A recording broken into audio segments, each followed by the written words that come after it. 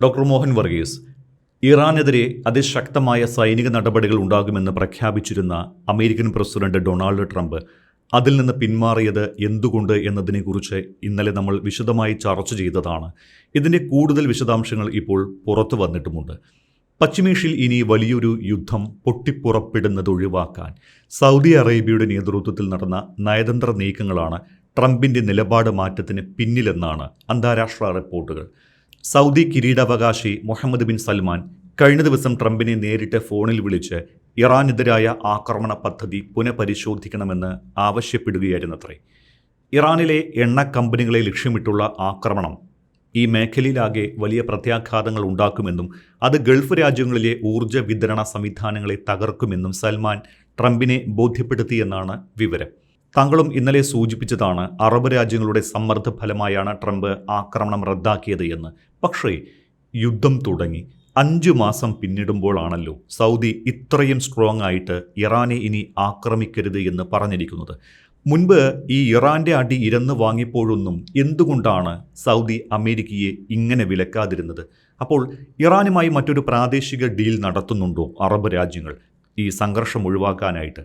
ഇതിൻ്റെ ഭാഗമായിട്ടാണോ ഇറാനിയൻ വിദേശകാര്യമന്ത്രി Abbas Araghchi Pakistan, തുർക്കി, Saudi Arabia എന്നിവിടങ്ങളിലെ വിദേശകാര്യ മന്ത്രിമാരുമായും മുതിർന്ന നേതാക്കളുമായും ഒക്കെ അടിയന്തര ചർച്ചകൾ നടത്തിയത്? എന്താ ചങ്ങാതി ഈ ബുദ്ധി സ്വല്പം നേരത്തെ തോന്നാതിരുന്നത്? ചോദ്യം സൗദി കിരീടാവകാശി മുഹമ്മദ് ബിൻ സൽമാനോട് ചോദിക്കേണ്ടി വരും. എന്തുകൊണ്ടാണ് മുഹമ്മദ് ബിൻ സൽമാൻ്റെ പേര് എടുത്തു പറയുന്നത്? സൗദി അറേബ്യ എന്ന രാജ്യം എടുത്ത ഒരു നിർണായക തീരുമാനം, നടത്തിയ ഒരു വളരെ സ്ട്രാറ്റജിക് നീക്കം.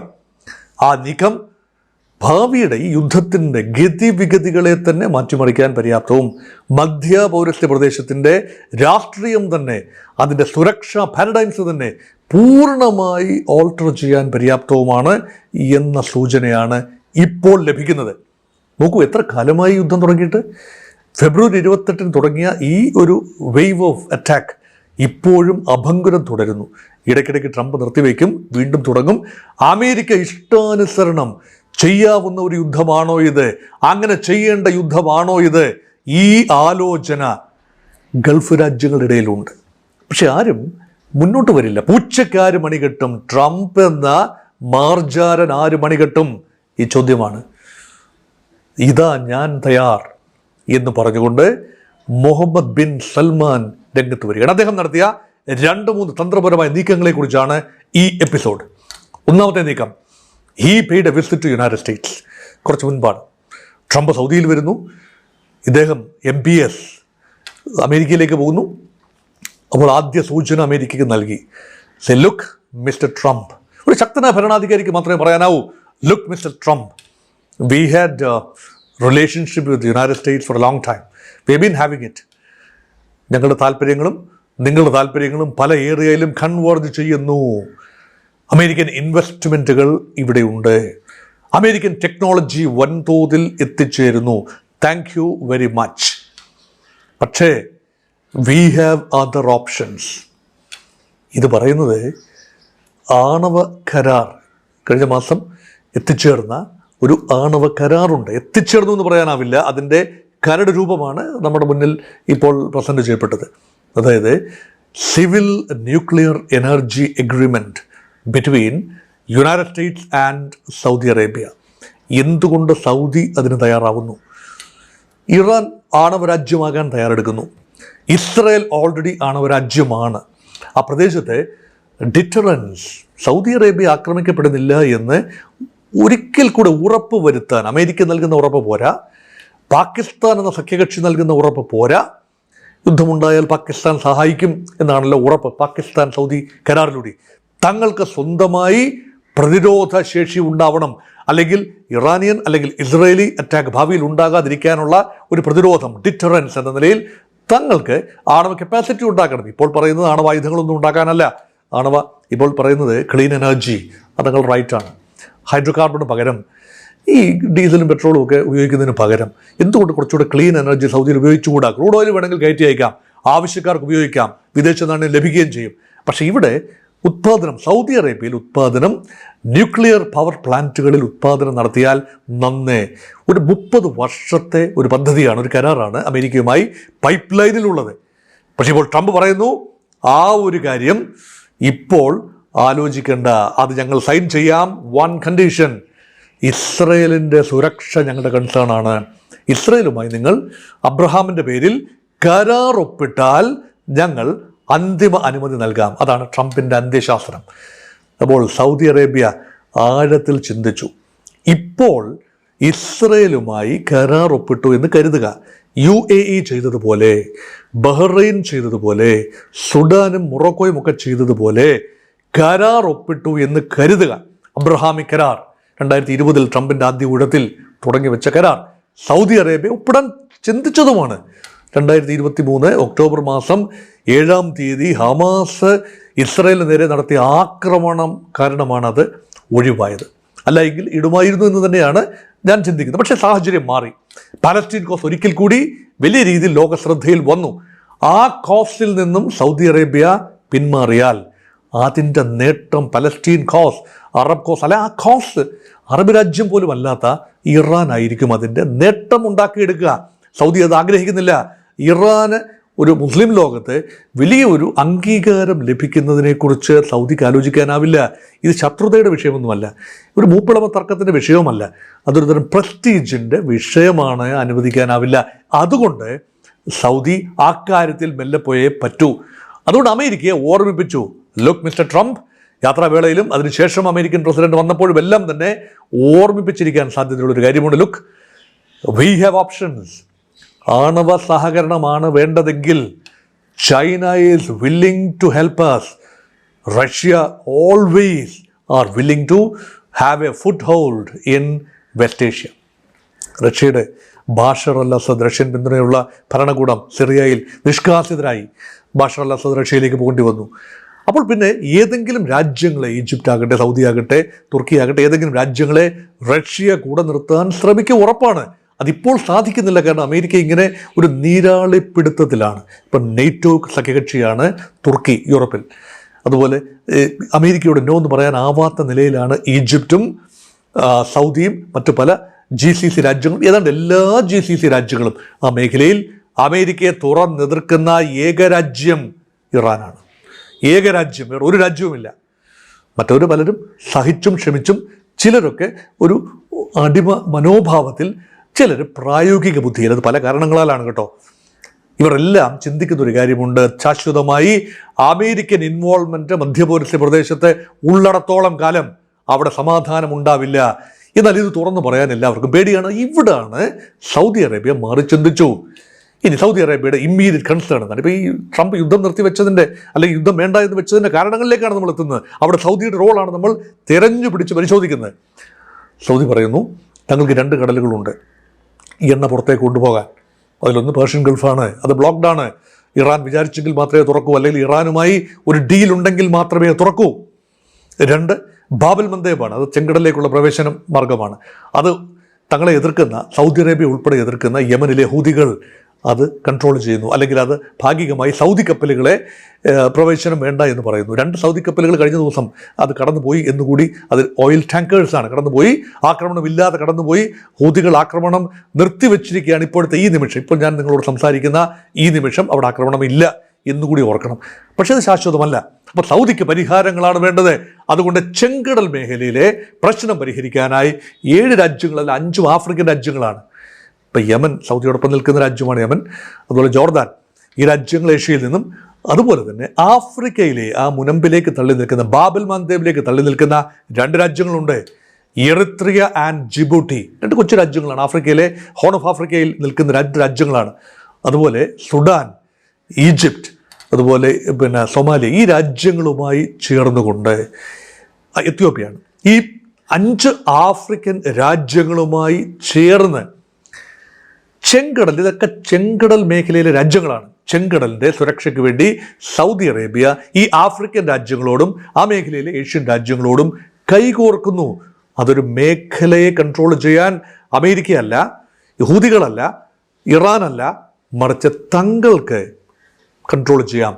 സമാന്തരമായി പേർഷ്യൻ ഗൾഫിലെ രാജ്യങ്ങൾ, അത് കുവൈറ്റാണ്, അത് ഇറാഖാണ്, അത് സൗദി ഒഴികെയുള്ള രാജ്യങ്ങൾ, അതായത് UAE ഉണ്ട്, ഖത്തറുണ്ട്, ബഹ്റൈൻ ഉണ്ട്. ഈ രാജ്യങ്ങളുമായി ചേർന്നുകൊണ്ട് കുറച്ചുകൂടി വിശാലമായ അർത്ഥത്തിൽ അവിടെയും ഒരു മേഖലാ പ്രതിരോധം, ഹോർമോസ് കടലിടുക്ക് ഉപയോഗിക്കുന്ന രാജ്യങ്ങളുടെ ഒരു കൺസോർഷ്യം, ഇത് രണ്ടും സൗദി അറേബ്യയുടെ പരിഗണനയിലുണ്ട്.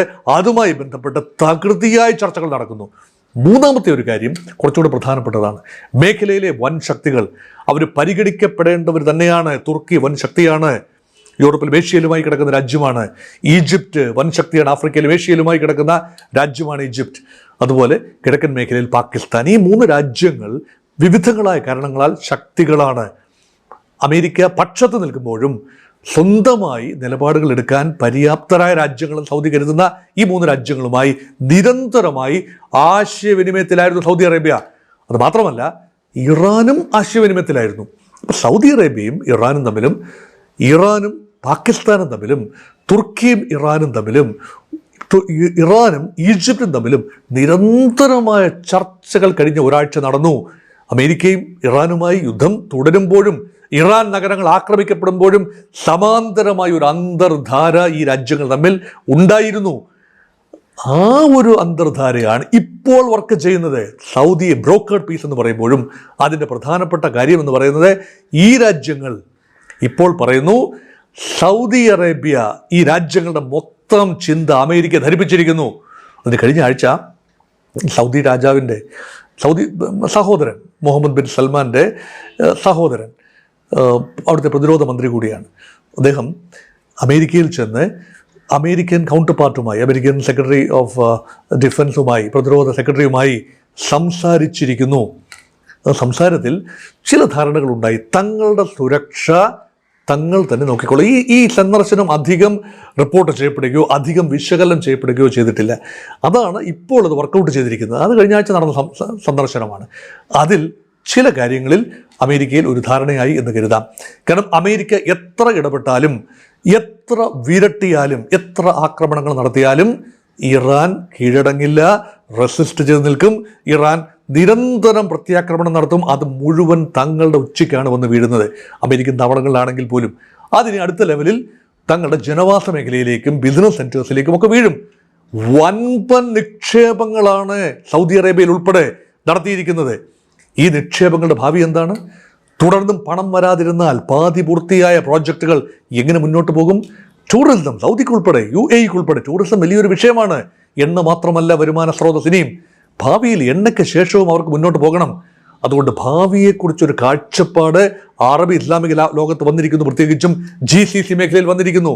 അത് മുന്നോട്ട് പോകണം എങ്കിൽ യഥാർത്ഥത്തിൽ അമേരിക്ക സൈലൻ്റ് ആകേണ്ടതുണ്ട്. തങ്ങൾ ഡീൽ ചെയ്തോളാം, ഇറാനുമായി ഞങ്ങൾ നേരിട്ട് ഡീൽ ചെയ്തു കൊള്ളാം, ഇതാണ് പറയുന്നത്.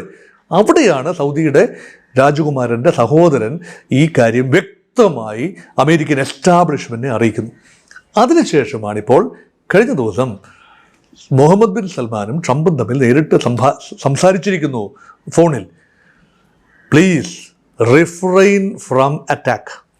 നിങ്ങൾ ഈ പറയുന്ന ട്രംപ് ചന്ദ്രഹാസമിളക്കി നിൽക്കുകയാണ്, ഇപ്പം ശരിയാക്കി തരാം, ഇപ്പം ഫിനിഷ് ചെയ്യും എന്ന മട്ടിൽ വലിയ ഇതുവരെ ട്രംപിൻ്റെ തന്നെ വാക്കുകൾ കടമെടുത്താൽ 2ാം ലോകമഹായുദ്ധത്തിന് ശേഷം മാനവരാശി ഇന്നേ വരെ കണ്ടിട്ടില്ലാത്ത അത്രയും യൂസ് ഓഫ് ഫോഴ്സ് ആണ് ഞങ്ങൾ ഇറാന് നേരെ ഇനിയുള്ള നിമിഷങ്ങളിൽ പ്ലാൻ ചെയ്യുന്നത്. എല്ലാം സജ്ജമായി കഴിഞ്ഞു, ഓൾ ഔട്ട് അറ്റാക്ക്. അങ്ങനെ എങ്ങാനും സംഭവിച്ചാൽ സൗദിയുടെ എണ്ണപ്പാടങ്ങൾ കത്തും. ഇറാൻ മാത്രമായിരിക്കില്ല കത്തിക്കുന്നത്. സൗദിയുടെ എണ്ണപ്പാടങ്ങൾ കത്തിക്കാൻ സൗദിയുടെ വടക്ക് ഭാഗത്ത്, പേർഷ്യൻ ഗൾഫിൻ്റെ വടക്ക് ഭാഗത്ത് നിന്ന് ഇറാൻ അനുകൂല ഇറാഖി മിലിഷ്യകൾ രംഗത്ത് വരും. പോപ്പുലർ മൊബിലൈസേഷൻ ഫോഴ്സ് രംഗത്ത് വരും. തെക്ക് ഹൂതികൾ ആക്രമണം ഘടിപ്പിക്കും. അവിടെ തെക്കും പടിഞ്ഞാറുമുള്ള ചെങ്കടൽ മേഖലയിലെ ഈ എണ്ണ ശുദ്ധീകരണശാലകൾക്ക് നേരെ, പേർഷ്യൻ ഗൾഫിലെ എണ്ണ കേന്ദ്രങ്ങൾക്ക് നേരെ, ജനവാസ മേഖലയ്ക്ക് നേരെ ഒക്കെ തന്നെ യുദ്ധമുണ്ടാകും. ഇത് മനസ്സിലാക്കാനുള്ള ബുദ്ധി മുഹമ്മദ് ബിൻ സൽമാൻ ഉണ്ടായിരുന്നു. അതുകൊണ്ട് ഞങ്ങൾ ചർച്ചയിലാണ്. ഞങ്ങളെന്ന് പറഞ്ഞാൽ ആരൊക്കെയാണ്? സൗദി അറേബ്യയും ഈജിപ്തും തുർക്കിയും പാകിസ്ഥാനും എല്ലാം ചർച്ചയിലാണ്, ഇറാനുമായി ചർച്ചയിലാണ്. ഞങ്ങൾ പരിഹരിച്ചോളാം തൽക്കാലം. Thank you very much for your help. പക്ഷേ തൽക്കാലം വേണ്ട, നോ താങ്ക്സ് എന്ന് പറയുന്ന പോലെ, നോ താങ്ക്സ്, ഇപ്പോൾ വേണ്ട, ഞങ്ങൾ നോക്കിക്കൊള്ളാം. ഇപ്പം ട്രംപ് വീണെടുത്ത് കിടന്ന് ഉരുളുകയാണ്. ഇറാൻ തങ്ങളോട് അഭ്യർത്ഥിച്ചു ആക്രമണമൊന്ന് നിർത്തിവെക്കാൻ. ഇറാൻ തങ്ങളോട് ആവശ്യപ്പെട്ടു, കാല് പിടിച്ചു, കേടപേക്ഷിച്ചു. ഇതൊക്കെ ട്രംപിൻ്റെ നമ്പറല്ലേ? ഇറാൻ അങ്ങനെയാണെങ്കിൽ ഇതിനൊന്നും പോകണ്ടായിരുന്നു. ഞാൻ നേരത്തെ ഒരു വീഡിയോയിൽ സൂചിപ്പിച്ചു, ഇതിനൊന്നും പോകണ്ടായിരുന്നല്ലോ. 1979 മുതലേ ഒന്ന് വണങ്ങിയിരുന്നെങ്കിൽ, അമേരിക്കൻ മേധാവിത്വത്തെ ഒന്ന് വണങ്ങിയിരുന്നു എങ്കിൽ ഈ അന്തരാളാവസ്ഥയിൽ ഇറാൻ ചെന്ന് പതിക്കില്ലായിരുന്നു എന്ന് ചിന്തിക്കുന്നവരാണ് എല്ലാവരും.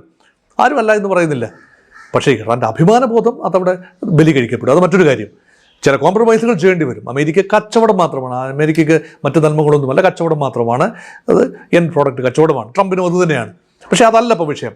അപ്പോൾ ഇത് പറഞ്ഞു നിൽക്കാനാണ്. അതുകൊണ്ട് ഇപ്പോൾ പറയുന്നു ഏതാണ്ട് ചർച്ചകളാണ്.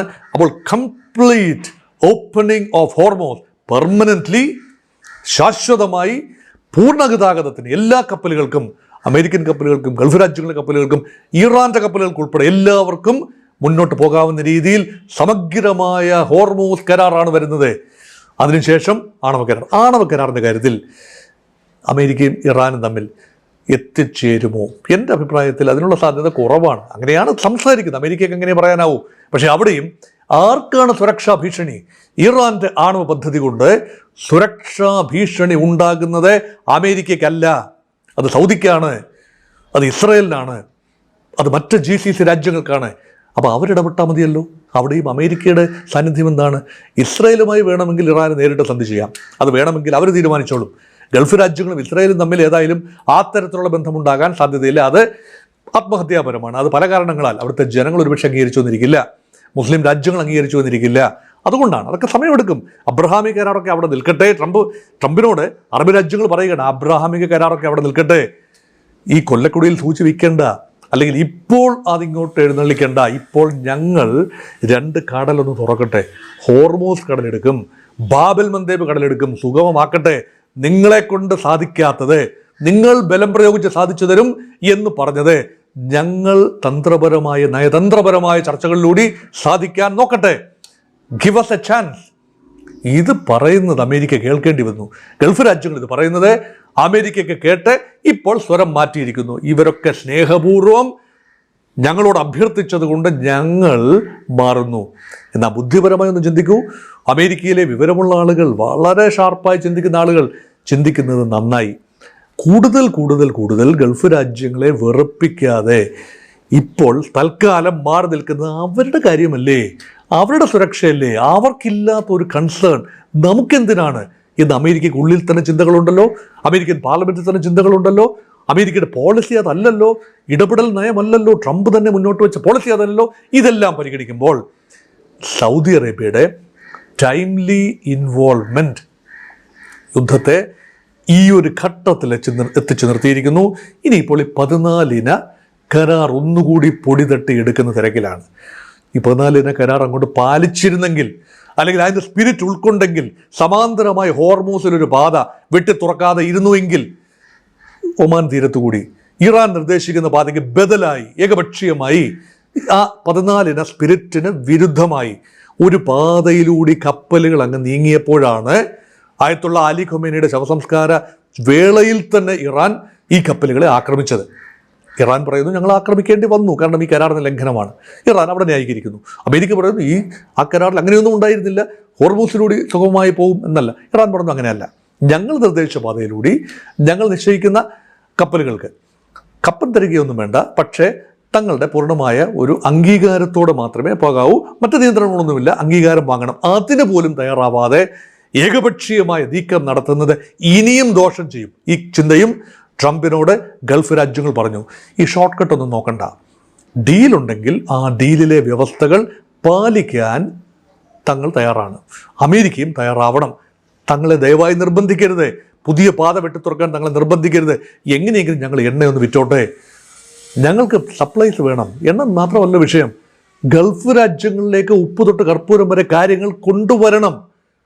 എണ്ണ ഉത്പാദനം മാത്രമല്ല ഗൾഫിൽ നടക്കുന്നത്, ഉപഭോഗം നടക്കുന്നില്ലേ, അവിടെ ആളുകൾക്ക് ജീവിക്കണ്ടേ, നിർമ്മാണ പ്രവർത്തനങ്ങൾ നടക്കും. ഇപ്പം തന്നെ എത്രയോ നിർമ്മാണ മേഖലയിലൊക്കെ എത്രത്തോളം തൊഴിൽ നഷ്ടമാണ് ഉണ്ടാകുന്നത്. ഹോസ്പിറ്റാലിറ്റി രംഗത്ത്, വിനോദസഞ്ചാര മേഖലയിൽ എത്രത്തോളം തൊഴിലവസരങ്ങളാണ് ഇപ്പോൾ വെട്ടിക്കുറച്ചിരിക്കുന്നത്. അത് മാസങ്ങളോളം ഈ സംഘർഷം നീണ്ടു നിന്നാൽ നിർബന്ധമായി ഒരുപാട് പേരെ പറഞ്ഞു വിടേണ്ടി വരും. നമ്മുടെ നാട്ടിലേക്കൊക്കെ ഒരുപാട് പേര് ഗൾഫിൽ നിന്നും പല രാജ്യങ്ങളിൽ നിന്നും പറന്നിറങ്ങേണ്ടി വരും. അത് ഒഴിവാക്കാൻ ഗൾഫ് രാജ്യങ്ങൾ ഇപ്പോൾ ശ്രമിക്കുന്നു എന്നാണ് മനസ്സിലാകുന്നത്. പൂച്ചയ്ക്ക് മണി കെട്ടിയിരിക്കുന്നു. എത്രത്തോളം ഹാർഡായിട്ടാണ്, എത്രത്തോളം മുറുക്കിയാണ് കെട്ടിയിരിക്കുന്നത് എന്നത് മാത്രമേ അറിയാനുള്ളൂ. അമേരിക്ക ഗൾഫ് രാജ്യങ്ങളുടെ സമ്മർദ്ദങ്ങൾക്ക്, പ്രത്യേകിച്ച് സൗദിയുടെ സമ്മർദ്ദങ്ങൾക്ക് വഴങ്ങിയിരിക്കുന്നു. അതുകൊണ്ട് തൽക്കാലത്തേക്ക് ഈ ആക്രമണം മാറ്റി വെച്ചിരിക്കുന്നു. നിർത്തി എന്ന് പറയാൻ ഞാൻ ആളല്ല, മാറ്റി വെച്ചിരിക്കുന്നു.